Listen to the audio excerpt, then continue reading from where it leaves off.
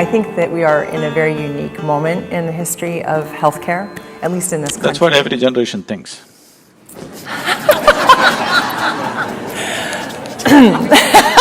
Well, let me give you some data points, maybe I can convince you. But what I mean by that is, even those of us who may really feel quite attached to the current medical model, to re-look at that in a new way, simply because it's not working. And it's not working in a lot of significant ways. It's not working financially. I mean, the statistics, and this audience probably knows them well.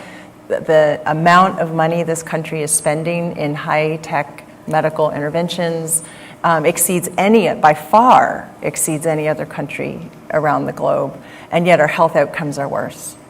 Interesting now that I live in the Veterans Administration and I interface quite a bit with the Department of Defense, a statistic, I was in a meeting not very long ago, and someone from the Department of Defense said, do you know this health in this country is an issue of national security? And I thought for a minute, like, what is he talking about, right? Because 80% of people that walk into a recruitment office for the armed services doesn't even qualify to be considered for service, 80% because of their health status. So the dominant medical paradigm is what you were describing, which is we have a disease that we have to fight. And it's revealed in the language that we use, antibiotics, antipsychotics, anti. The concept that disease sits over there and the job of medicine is to fight that battle and win. So this whole concept and this approach to modern medicine has come because you need to understand, when they thought of medicine, when they thought of developing some kind of medicine and a system of medical treatment, their problem was only with infectious diseases and contagious diseases. How to treat the plague, how to treat the smallpox, how to treat this.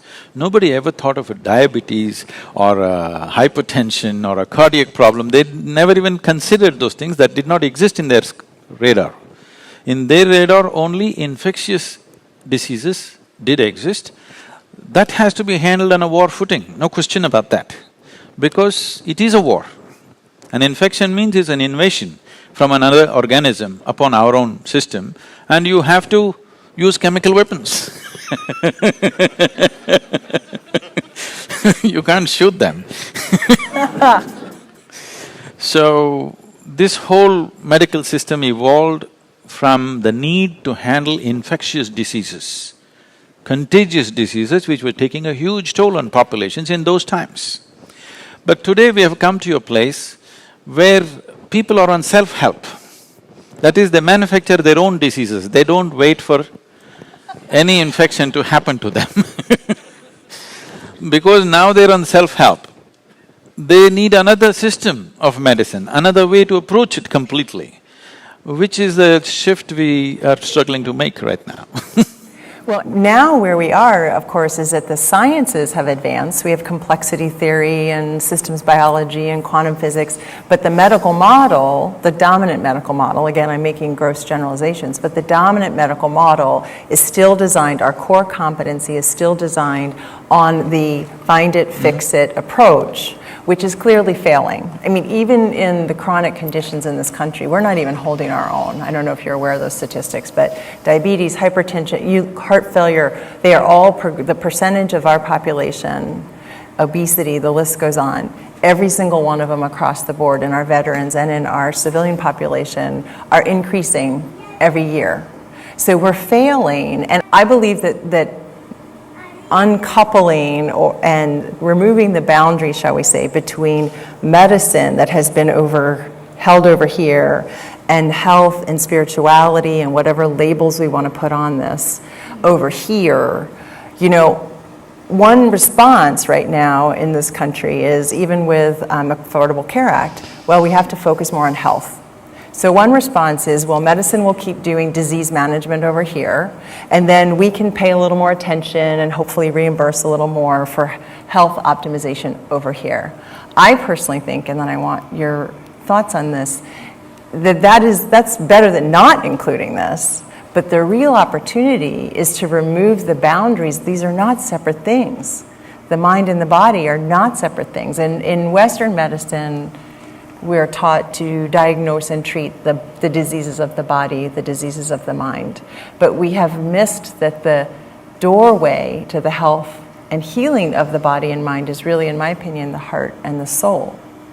So how do we re-envision a future of healthcare where there aren't those boundaries?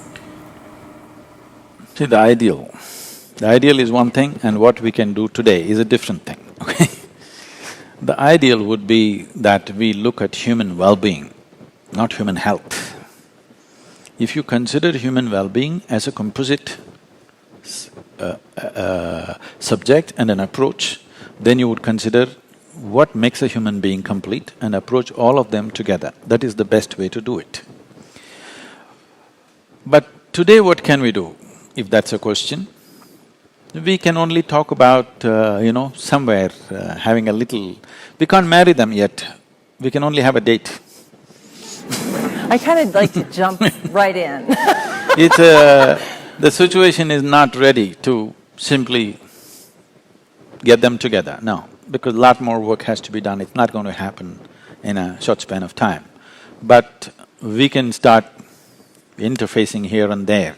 It is possible that hospitals can have a meditation center going within them, and it is possible meditation centers already generally have, but we can make sure that there's a little bit of health center out there.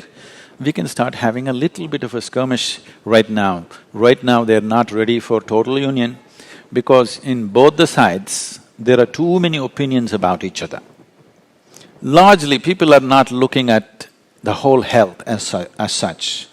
They are trying to impart what they have studied or what they have grasped. It doesn't matter whether it addresses the whole humanity or the whole human being or not. So, that attitudinal change is not going to happen just like that. Till a day comes when medical education includes all these things, which may make it even longer than the way it is right now. And I would like to see a day when doctors, before they touch another patient, first fix themselves internally before they touch somebody else, because this is all important. When I say this is all important, for example, we were talking about Bhuta Shuddhi or handling the elements. Today, sufficient research has gone into, particularly into water, scientific research. And what these scientists are saying is, water has memory. If you give it a thought, it remembers. If you give it an emotion, it remembers. If you give it a touch, it remembers. So, if elements have that kind of memory outside, you can change the quality of water just by touching it or with a thought or an emotion or a hand. There's a beautiful experiment conducted by a 12-year-old girl and a 10-year-old boy in India. What they did was, they read about this somewhere on the internet and they came home and they set up 2 glass pots of water. One room, same water in 2 glass pots. One room they go and express very loving emotions, they touch it, they kiss it, they hug it every day for 10 minutes. Another room they go and abuse it and express all kinds of negativity. Their mother was very concerned, I can't believe they have so much negative emotion in them. They're expressing it to the water. In 10 days' time, this water for which they were abusing and expressing negative emotion, it turned dark. The other water remained just like that. They posted it on the YouTube, you must see it. So, this is something we have always known. In India, in part of our life, nobody in traditional Indian home ever drinks water from a tap. It doesn't matter whether it's potable or not potable. Even if it's said potable, it is not. What we do is we take a copper vessel or see here they put otherwise always next to me there's a copper vessel or a brass vessel, and they will take it, they'll wash it with turmeric and tamarind and everything in the night, put water in it, they will apply what is considered sacred symbols on it, they worship this, and then only tomorrow morning it is given to your family. Because water has memory. They're saying if the water is pumped through the pipe, if pumped through the pipe and it's taking 50 bends by the time it comes to your house, by the time it comes to your house, 60% of it, the molecular change in it is such that it is literally turned into poison. But if you take it in your glass and hold it for about 20 minutes, it will undo itself. But just the forceful pumping, not contamination, just the forceful pumping is making the water in molecular structure in such a way that it's harmful to human health. So if you're doing that to the water, if you're treating this with all kinds of emotions and negativities and, all kinds of abuse to yourself and to others, the water here also behaves the same way.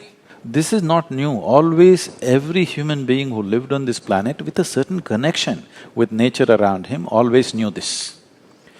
So one of the things that we can do, particularly for people who are going to war and coming back, whatever, war is the most extreme situation that human beings can create by themselves. For other things, you need nature's help.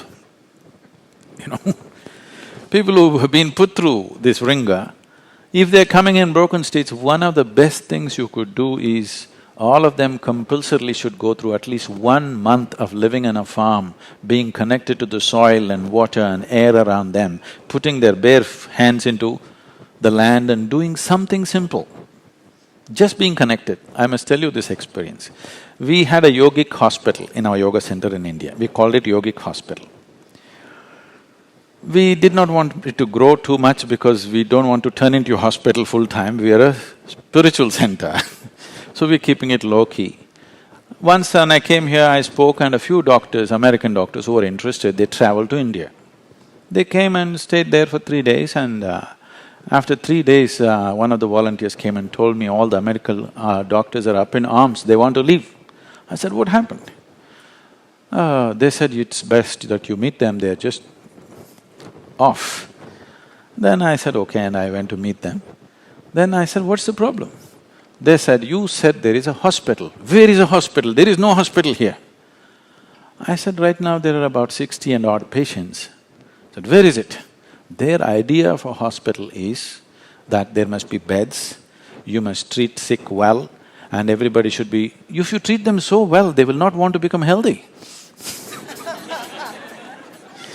Where are the patients? I said, they're all in the garden, I put them to work.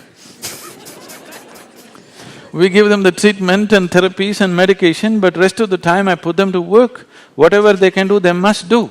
Above all, they must sit and work barefoot and bare hands with the soil. Just being in touch with the planet, because you're just a drop of this planet, you're forgetting that. What you call as my body is just a piece of the planet, isn't it? If you lose connection with the source, will you not get disorganized?